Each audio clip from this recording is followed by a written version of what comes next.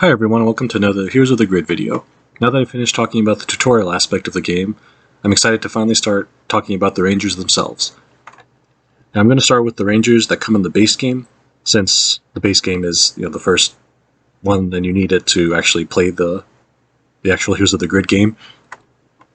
And I'm going to go over each Ranger one by one, one Ranger per video, and then finally once I'm done with those I will talk about the Rangers that come in the base game as a whole, maybe some combos that you can use when playing them together.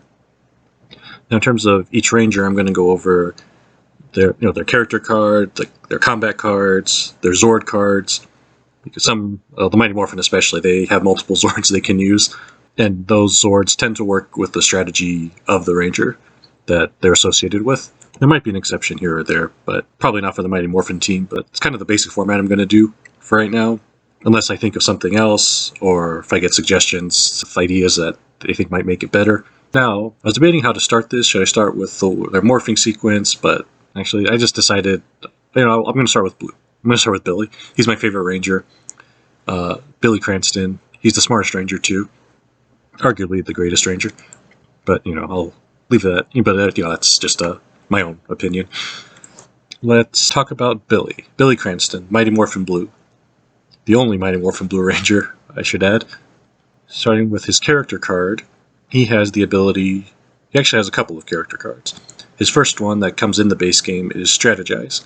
And it says, once per battle, a Ranger of your choice may draw one card and then place one card from their hand back on top of their deck.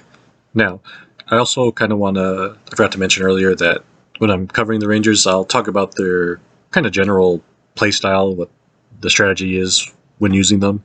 Might be in a team, and usually you can kind of figure it out based on their character cards, their abilities on the card. Billy is a kind of a deck manipulation character. As you can see from his ability, a Ranger may draw one card and then place one card from their hand on top of their deck, which kind of allows you to control your offense and defense. And as you see, as we get through his combat cards and his Zord cards, it continues that strategy. He's also kind of a secondary tank character. He's the one who will take some damage because he has certain abilities that work best when he takes damage. He has star ability cards, and we'll get to those later as well. So that's Billy's first character card. He also got one not too long ago for the 30th anniversary. All of the original Mighty Morphin Rangers did. His second ability, his second ability, you can find that for free on Renegade's website. They gave them out for free in honor of the 30th anniversary when Once and Always came out. Now this one, it's Billy Cranston again, Mighty Morphin Blue. It's called Brains of the Team. Once per battle, you may point out a canonical weakness of an enemy in this battle. If you do, any Ranger may search their deck or discard pile for one card of their choice and add it to their hand. If they search their deck, they must shuffle it. So for example, for Pudgy Pig, probably the most famous monster of the week, you point out that he doesn't like spicy foods, it makes him sick. If you point that out, then the Ranger may use the ability. That's what it means by a canonical weakness. Or the Terror Toad, his weakness was he had an area on his neck that he was... If you hit that, then he regurgitated the Rangers that he swallowed. So that's a canonical weakness. Stuff like that. If you point out a weakness, then you can use their abilities. And I should point out that the ones that were released for Once and Always, they were set to be a little more overpowered than normal, just because they were fun, in honor of the Power Rangers 30th anniversary. So if the Brains of the Team seems a little too strong, it's just because it was just released for fun. So now that we've got Billy's two character cards out of the way, let's start with his first combat card. Knowledge is Power. It's a maneuver card. It costs 0 energy. And it's 2 shield. The ability is gain 1 energy. A Ranger of your choice may search their deck for a card and add it to their hand. If they do, they must shuffle their deck. So you can see for both abilities, character cards so far, and even Knowledge is Power, he's someone who can helps himself and other Rangers manipulate the cards in both their hand and their deck. This one is just the straight up, you can get any card that you want. Any Ranger can look for any card that they want, add it to their hand. So you gain an energy, but the thing is that you kind of almost have to use up one of your turns. He doesn't let another Ranger play another card afterwards like some others do, but the trade-off is that you can get any card you want immediately to your hand, as long as it's in their deck still. I think that's a fair trade-off. Now, next, we're going to talk about Tactical Strike. 0 cost, 2 dice attack that has 2 shields for defense. After you play this card, place it on top of your deck instead of discarding it. This is really good actually against foot soldiers, I found out, because you roll 2 dice. This is a good chance you're going to take out one of the foot soldiers, especially if they only have 2 hits. And then this card goes back on top of your deck. So let's say the monster that's on the card, Goldar, if he's there, if he's going to attack next, you can put this card back on your deck and you get an extra 2 shields to block with. This is one of the cards that I think lends into Billy's defensive style. You'll play this card for some offense, some chip damage offense, and then you can take some damage on the next turn, so that way the other rangers don't have to. Next will be Counter Jab. Now, Counter Jab is a 0 cost, 1 shield card. Its attack is 1 dice plus 1 damage automatically. It also has a star ability. Now, if this card is for its star ability is that if this card is revealed for defense, deal 1 damage to an enemy card of your choice. So this card is guaranteed 1 damage regardless of whether you use it offensively or defensively. You could use Billy's Knowledge's Power, draw 1 card from your deck, and you have Counter Jab. You can put it back on top of your deck for defense, so you know you're going to deal 1 damage the next time you take damage. But if you want to use it as an attack, you're guaranteed to do 1 damage regardless of what you roll. But you could, if you roll a critical hit, you can do up to 3 damage with this card for 0 cost. So this is a very powerful card, although it may not look like it on the surface. This has great offensive and defensive properties. So yeah, that's Counter Jab for you. I think another ranger has a Counter Jab, one that came a little later in the game. I want to say it was Lianbo, but I could be wrong. But I'll once I get to Lianbo, I'll find out for sure. I should say, yeah, some of the cards that have been released, especially in the earlier sets, have also been given to other rangers, and you'll see some of that as we start covering more and more rangers that come later in the series. Because hey, if it's a good card for one ranger, odds are it's a great card for another ranger. And there's nothing wrong with that, I don't mind. Next is Mighty Maces. It is a 1 cost, 3 shield card. It's another star defense card.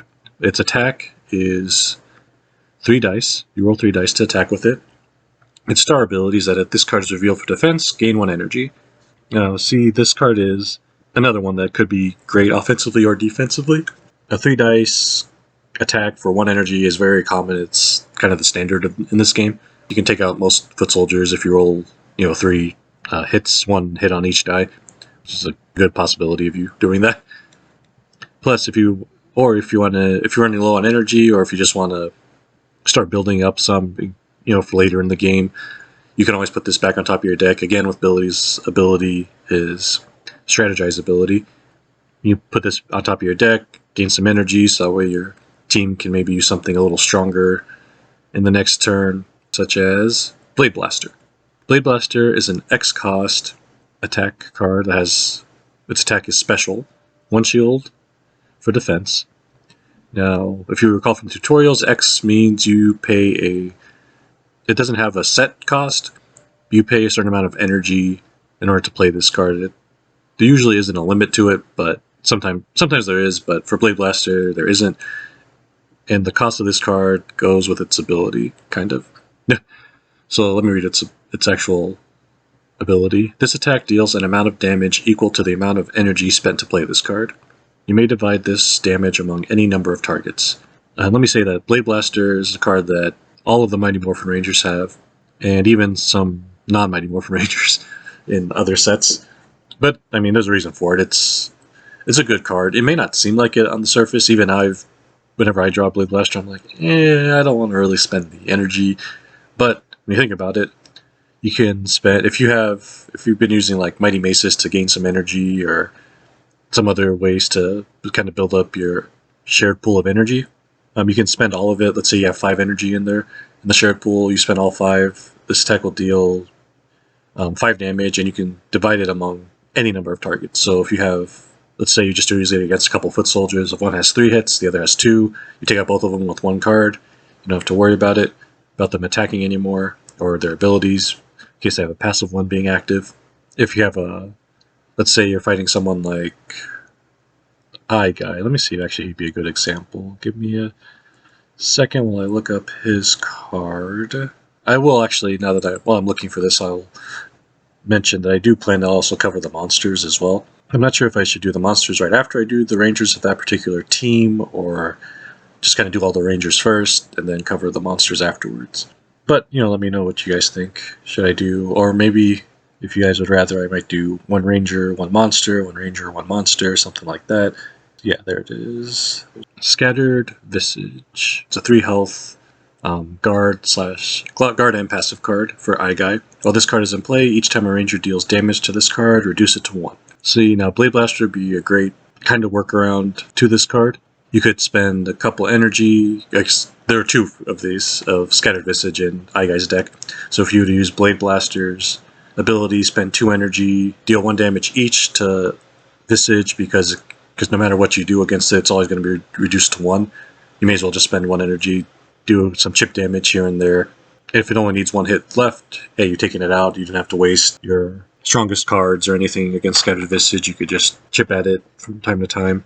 But yeah, that's one strategy. And since Scattered Visage is a guard card, you don't have to worry about not being able to choose it because it can't be guarded by other guard cards. That's one thing I should mention about Blade Blaster. It does not bypass the guard keyword, so you can't choose a target that's being guarded by another enemy card. You can only choose cards that either have the guard keyword on them or that are not being guarded by other enemy cards. And yeah, that's pretty much it for Blade Blaster. Like I said, there actually is a lot to this card. It's very strategic. It's going to cost you energy to use it. But you kind of have to spend the energy if you want to deal the big damage to enemies. Finally, I'm going to move on to Billy's power weapon, the Power Lance. Each Ranger has a power weapon, quote unquote. And they don't always cost 3. Most of them do, but it's basically their strongest card in terms of usually attack, but sometimes they might have additional effects that, they may not be necessarily do a lot of damage, but they might have an ability that makes them super powerful. So Billy's is Power Lance. Costs 3. It's an attack with 4 dice. It has 3 shield for defense. After you play this card, place it on top of your deck instead of discarding it. This is essentially basically a more powerful version of Tactical Strike. Instead of just rolling 2 dice for Tactical Strike, you're rolling 4 dice for Power Lance. And if you want to, you can place it back on top of your deck to take so you can take the damage for your team next turn. And yeah, there's really not much more to it than that. But now that I've covered Billy and his combat cards, I will now go over his Zord cards. And Billy, Billy does have quite a few, as do all the Mighty Morphin Rangers, actually. For those few of you who may not know, the Mighty Morphin Power Rangers was 3 seasons, and in that time, they got many Zords. Each season, they got at least 1 new set of Zords. Let's start with Billy's main Zord, his original Zord, the Triceratops.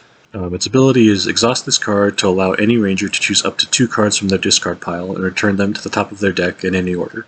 Again, this plays very well into Billy's deck manipulation strategy. Any Ranger can... Now remember, only 1 Ranger can choose. It only works on 1 Ranger. You can't split 1 Ranger gets 1 card, 1 Ranger gets another. But that Ranger can choose any 2 cards. It doesn't matter their shield value, so you can get 2, 3 shield cards if you just want to... Let's say Billy uses it on himself. He can get his Power Lance if for some reason it was sent to the discard pile before, and one of his Mighty Maces. If you use or both of his Mighty Maces. If you use them for defense earlier, he can put both Mighty Maces back on top of his deck, and then he can take 2 hits, strong attacks, and he gets 2 energy, kind of replenishing the Ranger's pool. So see, that's what I mean. Billy's a very defensive character, and he allows you to manipulate your deck. So you can almost either always draw the cards you want or flip them over for defense. So that's awesome. I love the Triceratops. Next, his second Zord that he obtained in the series was the Unicorn Thunder Zord, which, I always thought was kind of funny. Kind of fun. Went from a 3-horned beast to a 1-horned one. So there's a pathway there. For the Unicorn Thunder Zord, its ability is exhaust this card, choose a number of cards in Ranger discard piles with a total of up to 4 shields. Place those cards on top of their respective Rangers' decks in any order.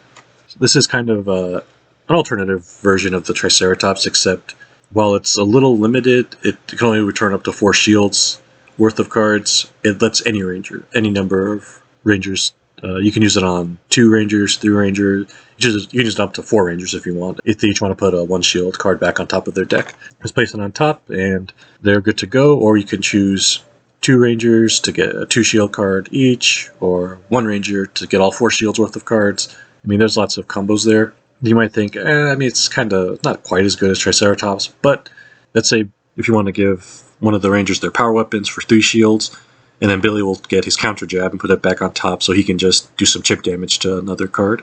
That's a viable strategy, a pretty good one too. Next, I'm going to move on to Billy's 3rd Zord that he obtained in Season 3, the Blue Wolf Ninja Zord.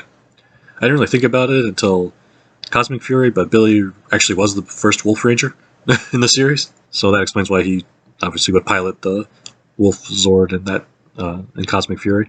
The Blue Wolf Ninja Zord's ability is exhaust this card when any Ranger suffers damage. Reduce that damage by 2. That Ranger may look at the top card of their deck and may swap it with the card from their hand. See, this one plays more into Billy's defensive abilities as opposed to deck manipulation, but it is actually this card does great for both.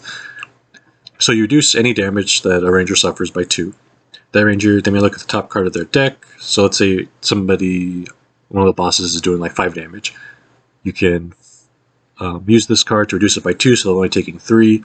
And that Ranger, when they flip the top card of their deck to see what it is, if it's, let's say, a 1 shield card, or let's say it's just Billy. If it's let's say Billy's card that flips is his Blade Blaster, but he's taking 3 damage. If he doesn't want to lose any more cards in his deck, he could always just replace that Blade Blaster in his hand with his, let's say, either power weapon or one of the Mighty Maces. And so now he's taking all that damage, and if he doesn't have to worry about discarding any more cards from the top of his deck.